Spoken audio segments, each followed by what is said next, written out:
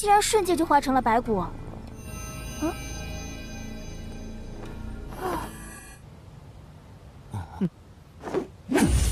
不少人，可惜是上古大妖。城很有可能会变成下。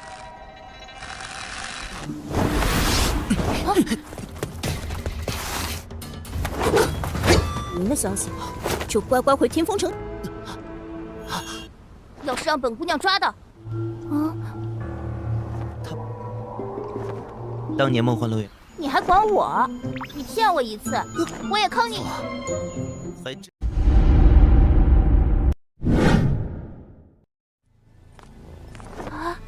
竟然瞬间就化成梦幻乐园真正的主人。Halo guys, bagaimana kabar kalian hari ini? Mudah-mudahan tetap semangat, sehat jiwa raga. Bertemu kembali bersama Lengko Mupi di pembahasan alur cerita Donghua Spiritual Lord of Chaos episode ke-45. Bagi kalian yang belum subrek, bantu tolong subrek dulu dan nyalakan loncengnya, biar gak ketinggalan lagi update terbaru dari channel Lengko Mupi ini. Playlist untuk Donghua ini juga sudah tersedia. Jadi jika kalian masih bingung belum nonton episode sebelumnya, silakan buka saja playlistnya. Dan seperti biasa, jika ada notifikasi di layar kaca Anda, harap buka dengan rasa hati ikhlas. Kalau udah gak perlu malas-malas, langsung saja kita digas.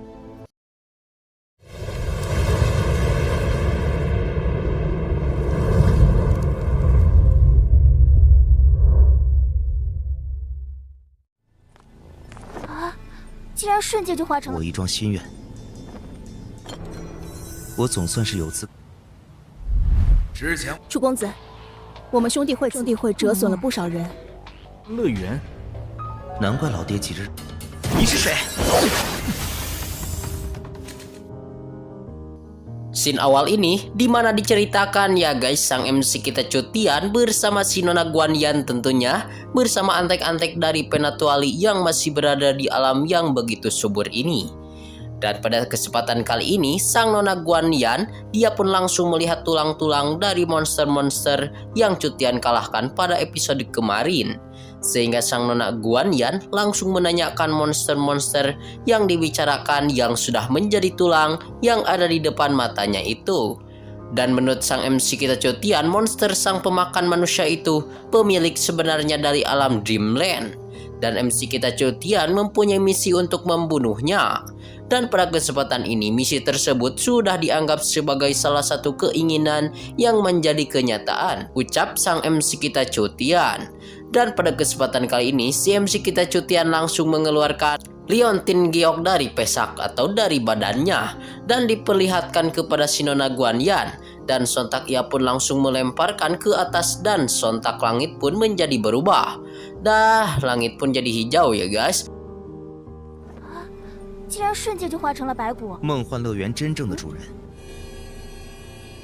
有资格送故人一程了。金软。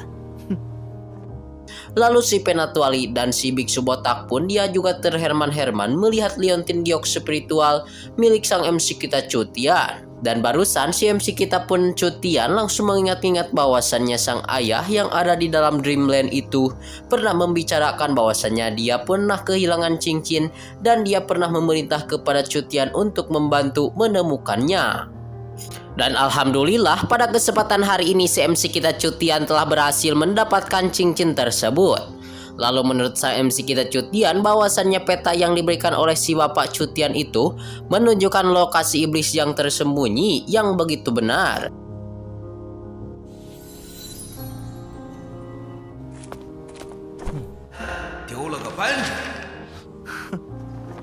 为了引魔而来，关于引魔的息，还是让他跑了。 Si MC kita cutian memuji kehebatan dan memuji hati sang ayah yang begitu lembut. Sehingga si Nona Hualiang dia pun langsung memanggil kepada si MC kita cutian bahwasannya dia pun langsung mengabarkan Penatuali dan si biksu botak dan juga Hualiang.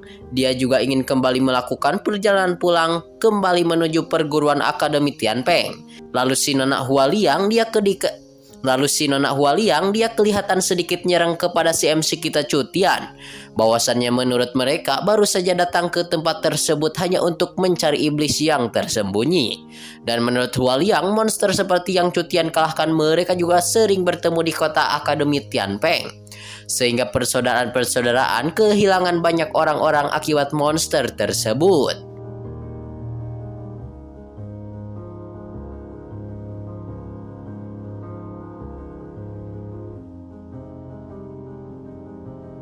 Dan kelihatan di sisi lain si Penatuali dan juga si Nona Guanyan sama-sama membacot tentang hal tersebut, yaitu tentang monster yang begitu jahat atau bisa disebut iblis kuno jahat. Dan kelihatan juga si biksu botak dia juga ikut membantah perkataan-perkataan si Nona Guanyan, yang bahwasannya si kaisar kembali dalam reruntuhan master kuno itu. Dan kebanyakan semua monster-monster bersembunyi. Dan monster-monster tersebut untuk saat ini dia banyak bersembunyi di kota-kota dan menyakiti kehidupan orang-orang di kota. Sehingga orang-orang pada ketakutan, ucap si biksu botak. Dan menurut si biksu botak mereka juga khawatir hal tersebut terus terjadi. Sehingga kota Tianfeng kemungkinan besar akan menjadi surga impian berikutnya oleh para monster. 这样的怪物，我们在天风城也遇到过。 且不仅通人语，上古妖物，再这样下去，天风城。难怪老爹急着让我继承天风城。 Dan kelihatan sang MC kita Cutian dia kelihatan lagi memikirkan hal tersebut. Dan dikarenakan hal tersebut si Cutian dia langsung berdesas-desus dalam hatinya. Sepertinya Cutian harus segera kembali ke Akademi Tianpeng. Tiba-tiba datanglah orang tak dikenal yang membawa satu panah dan anak buah panah yang langsung dilesatkan menuju arah sang MC kita Cutian. Untungnya saja si MC kita Cutian berhasil menghindar walaupun sedikit hampir terkena anak panah milik si Nyonya Ratu Panah. Dan pada kesempatan ini si Nyonya Ratu Panah itu langsung dipanggil oleh sang MC kita Cutian. Dan menurut si Nyonya Ratu Panah itu dia sedikit rada membuat orang-orang langsung naik darah. Sehingga pada kesempatan kali ini orang-orang pun langsung mengejar kepada si Nyonya tersebut. Termasuk sang MC kita Cutian. Dia pun langsung bergegas ingin mengikuti si Nyonya Ratu Panah itu.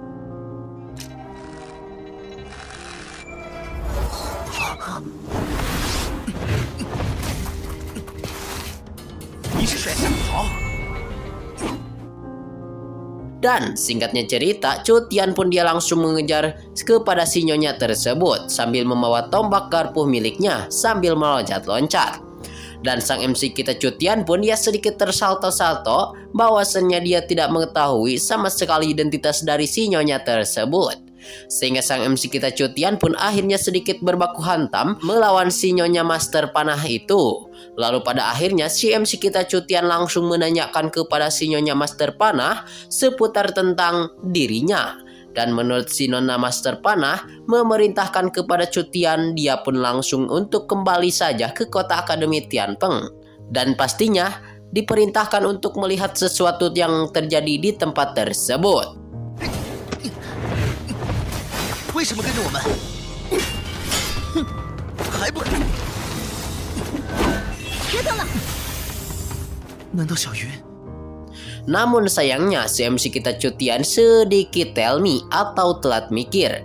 Bahwasannya dia pun tidak mengerti apa maksud yang diucapkan dari si Nyonya Master Panah itu. Namun sontak si Nyonya Master Panah langsung kabur meninggalkan sang MC kita Cutian. Dan ketika Cutian ingin mengikuti sontak, dia langsung mengeluarkan kekuatan espital pedang yang langsung dilontarkan ke arah si MC kita Cutian. Dan Cutian juga dikejutkan dengan si Nona tersebut yang memberikan satu boneka marmot atau boneka kelinci yang begitu gemoy, yaitu yang pernah Cuyun dapatkan.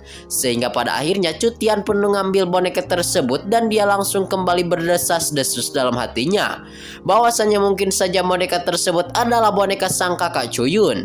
Dan mungkin juga si Cuyun masih hidup, ucap si Cutian. 别等了！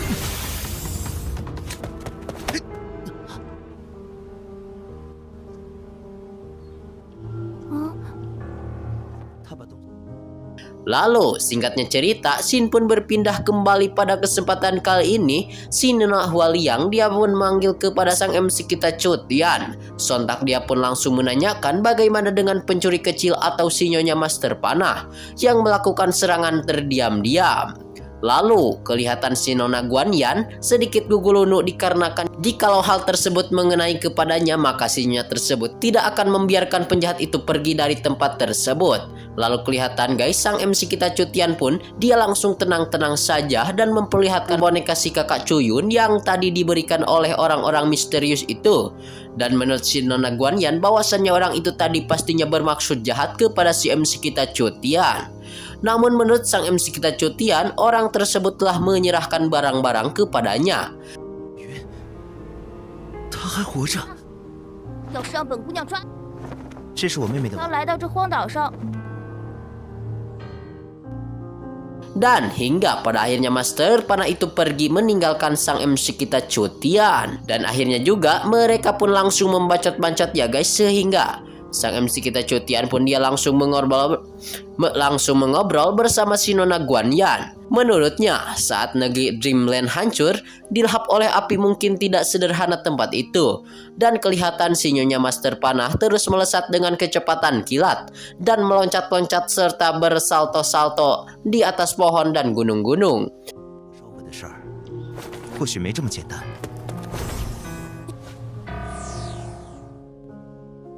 Dan scene pun kembali berpindah lagi ya guys, dimana pada kesempatan ini sang MC kita Cutian lagi melihat antek-antek sang penatuali yang ingin menaiki kapal yang padahal kapalnya itu telah rusak.